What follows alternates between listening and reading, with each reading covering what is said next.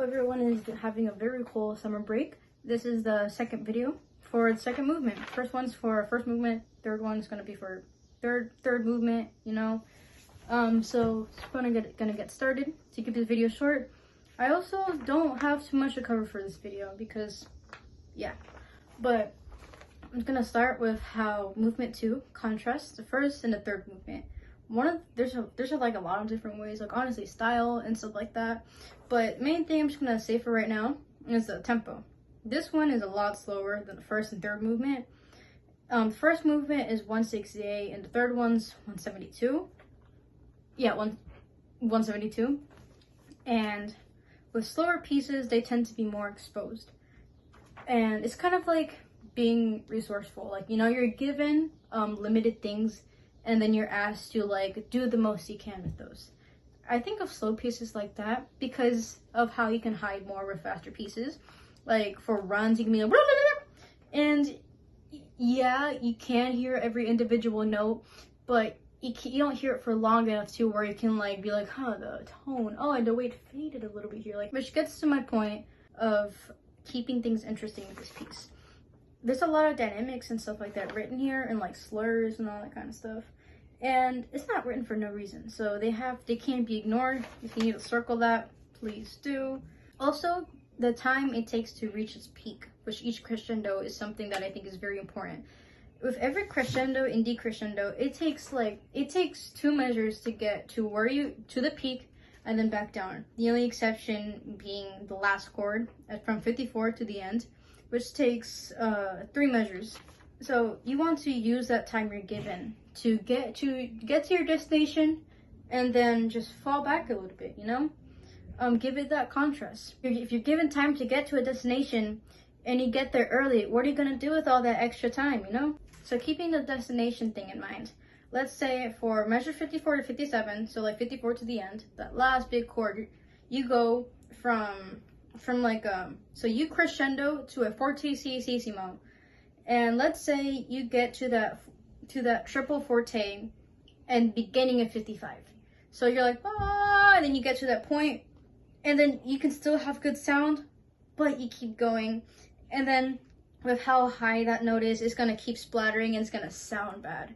If you get there too early, it's easier to pass the limit. So you wanna take your time and continuously growing, not staying too quiet, but you wanna grow with the band, listen to where everyone else is, because you're playing with other people. The best way to crescendo is to have that contrast. You can't go from forte to a double forte and be like, yeah! Because of the way it projects on the field is not the same way it projects like for symphonic band or wind ensemble, stuff like that, because of those walls. The sound's gonna bounce off the walls and you're gonna be able to like hear that, or like hear at most differences, or any difference really, because there's not like a ton of like outside stuff coming in. On the field, you don't have any walls. Anything you play, it goes out into space or bounces from the trees, but like anything you play, there's no bouncing back. So contrast is the best way to get some effects.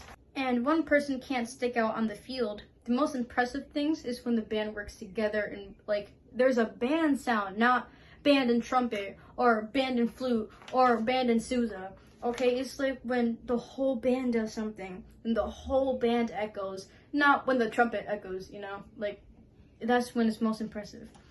So you want to listen to everyone else and grow with them, keeping the pyramid of sound in mind. Dynamics is something that's going to be discussed more later and once we get together, because it also depends on the band size and like the ratio to like clarinets, trumpets, flutes, and saxes. Like, it depends on that. So that's going to change, but something that won't change is just like how long it'll take to get to that place and keep a good sound. And to keep that good sound, it takes your throat, your jaw, and your corners, or like your aperture, full on that. But yeah, keeping an open throat, no matter what, that apple in your throat is very important, because keeping that open throat and a proper embouchure will help you play good tone, any dynamic.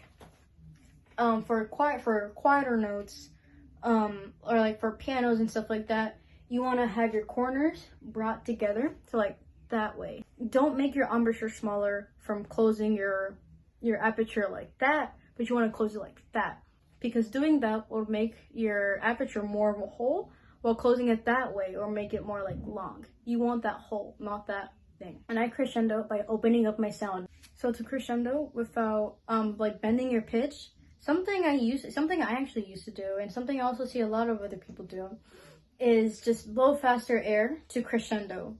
And that usually results with this. I'm going to be playing around with an F in the upper register. No, this is what I usually hear. The pitch bent, and since I was blowing that faster air in the upper register, it brought my pitch up, making it sharp. The upper register is already going to be a little bit sharper than everything else. It's just the nature of it. It's up there. So yeah, it's gonna go sharp if you blow more air. Too much of everything, bad. That's where smaller hole, faster air comes from. You're not asking for both. It's more like a result of one is gonna get you the other. The result of a smaller hole is gonna get you faster air. Like poking a needle in a balloon. The smaller the hole, the faster you're gonna get it. Or putting your thumb over a hose. If the water's all like, and you cover the hole of the hose a little bit, the water's gonna come out more focused. You close your embouchure. You make your aperture smaller. Aperture is this thing. Embouchure is like whole face thing. You close your aperture using your corners. Your corners are like a navigator, and they will help with crescendoing and decrescendoing as well. So if I'm gonna play a F, and then I'm gonna decrescendo, and I want y'all to watch my corners, or I'm gonna be moving my corners more forward to make a smaller aperture.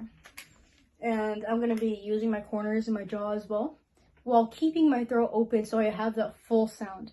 Just because you're playing quieter does not mean your tone gets weaker, because you're also out on the field applying that whole wind ensemble thing and wind ensemble symphonic concert band thing.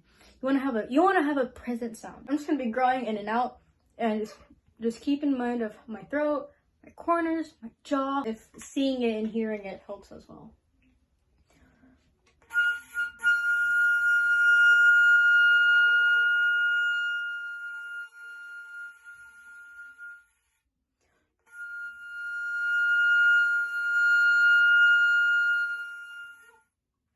I was blowing relatively the same amount of air.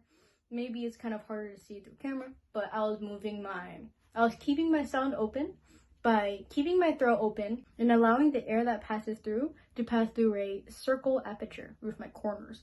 I don't close my aperture sideways, because that stretches out where the air comes from. And stretching it out is kind of like stretching the end of a balloon out. It makes the air all like it splatters the air.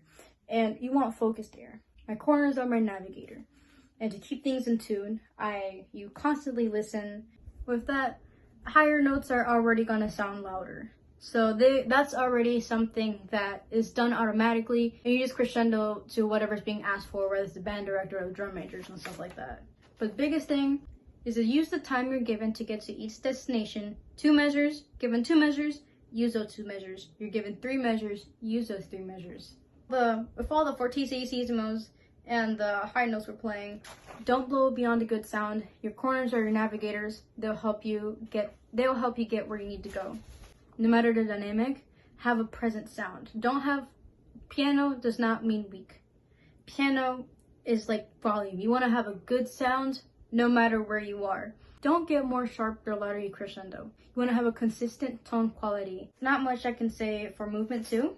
There's more we can work on, but once we come in person, but this is just stuff to keep in mind as individual players.